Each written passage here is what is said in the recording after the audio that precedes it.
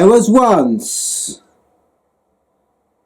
amongst the people of the plains, 3 brothers and their sister, and they pitched their great teepees far to the north that year, for game was scarce and hard to get.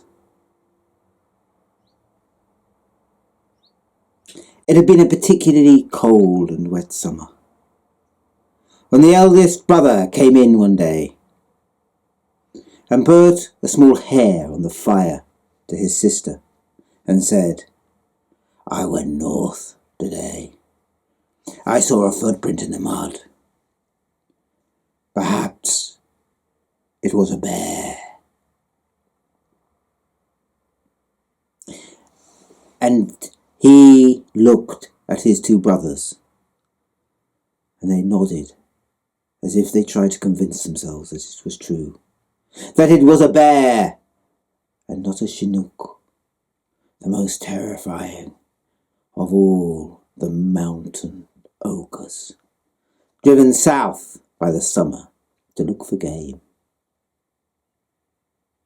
And then the middle brother said, "Well, I went east towards the mountains. I saw claw marks on the rock. I saw leaves broken high in the tree. Perhaps it was wolves or wolverines. Perhaps." And then he put what he had found, which was a very small gazelle, on the fire, to be cooked in the communal pot. And then the younger brother looked solemn and said, "Well, I went south. I saw claw marks. I saw footprints. And high in the rocks I saw this." And he held in his hand a piece of blue fur. Or perhaps it was a beard of a giant. And his brothers shivered, for they all knew that this was the hair of the Chinook. "And all I could find was this." And he put upon the fire a small songbird. And they called upon their sister to come cook, for we will need the guards tonight. And she turned to them and said, "But you haven't heard my story." "What story do you have to tell?" "Well, about midday I went into the garden to tend it. You know I'm growing sweet potatoes there. And do you know who I saw in the garden, standing looking cold and lost and lonely?" "Who?" "I saw a mighty giant, a Chinook, and it roared at me." "And what did you do? Flee, I hope?" "No, I didn't flee at all. It looked sad and lonely, and I thought it bellowed with fear. So I said, 'Hello, you. Why don't you come and sleep? I've got a little fire on, for it's such a cold summer.'" "And what did the Chinook do?" "It went and slept in the back chamber. It was snoring, but it stopped when you came in." Just then, from the very back chamber, there came a ferocious roar that made all the teepee quiver, and the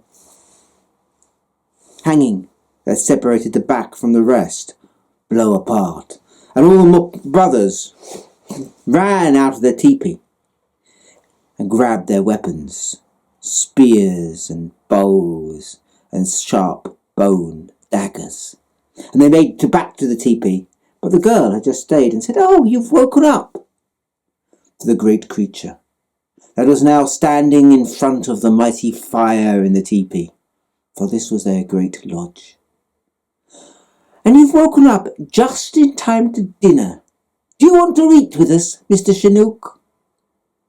And the Chinook bent down and looked in the pot at the gazelle and hare and songbird, and it smiled a strange half-smile. And then, brushing the brothers aside, who stood amazed, it stalked off.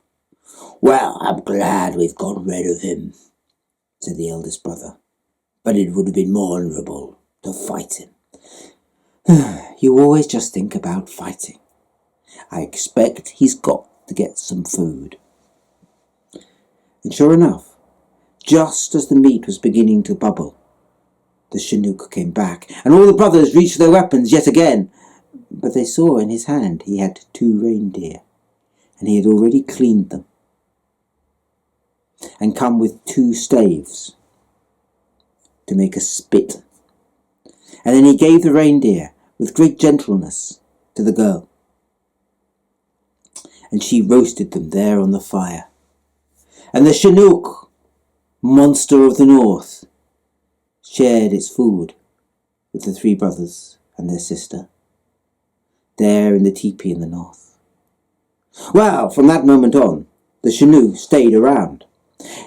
He wasn't very good at housework, although he always did his best, which was more than her brothers did, the girl noticed. But he was at his best when game was short, as it was that year, and they would send him off, and he would always come back with elk, or reindeer, or the wild creatures of the far north, and then he would get them to cook him, because it seemed he didn't like the raw meat otherwise he ate. And wild was the laughter they had, and very slowly the Chinook started to speak a little. "Oh, happy here with you. Cook!" And he licked his lips. And they knew that meant he wanted more stew. Well, the summer was all too short, and there came that time, towards the beginning of October, when the peoples of the plain go from the northern hunting lands back down south to where their lodges are built permanently next to the great river. And the brothers, who had grown to like their Chinook, who they called Uncle Arthur, shook their heads and said, "No, he can't come. We have learned to like him, but our tribe never will. He is never one of us. We cannot take him." "He's not going to be happy about that, but I'll tell him if I must." And so it was the girl explained carefully to the Chinook. When finally he understood, he cried and said, "No! Stay, you! We can't. You must go to the northern lands, to your people, and we must go to ours. And perhaps we'll meet next summer." "No, won't!" And then the Chinook said, "Fire! Great fire!" And he had them take all the mighty teepee poles and burn them before they left, for it was that time of year that all the peoples burn their poles, for they cut them each year. They keep the canvas, true enough, but poles only last 1 year. And the Chinook, seeing how once they had built the great fire, had them set in it their single iron pot, without anything roasting, there right in the centre of the fire. And soon the fire was burning hot, and soon the pot was glowing white hot. And before they could stop him, as the pot was white hot, the Chinook ran into the blaze. "No!" cried the eldest brother, and made to save him, and had to be stopped by his sister. "I think he knows what he's doing." And it was true.